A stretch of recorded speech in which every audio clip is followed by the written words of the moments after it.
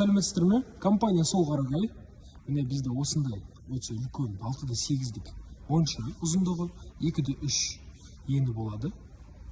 Осындай терезелері 50-50. Сыртқы топқа болады. Сыртынан от жағасыз. Кіреберісте осындай ПВХ есік. Ақ түсті. Кіреберісте тура алдымызда дәретханаға арналған отдельный комнатка. Бөлме осындай. 50-50 терезе. Ағаш орындық қозғалатын. Және де ағаш үстел тоже. Және де стенге орналасқан орындық. Әр бөлмеде осындай вентиляция болады.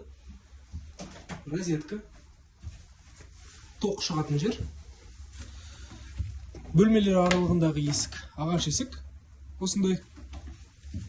Міне осындай жуынатын жер. 2 орындық. Біреу қозғалатын, біреу стенде орналасқан. 1-5 ұзындығы осындай бөлме. Осындай вентиляция болады әр бөлмеде. Парилкаға кірер есік 8 мм қалыңдығы стекло. Парилка осындай болады. Полностью біздікі Уральсктан келетін балғарағай ағашынан жасалады. Осындай пеш 18 кубометрге өте мощный. Көмірмен жағуға болады. 50 литрлік бак, ол әлі қойылмады орнына, әлі бітпеген.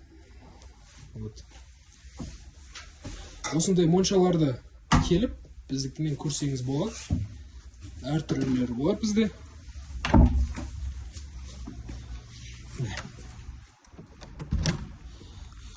Осындай үлкен монша.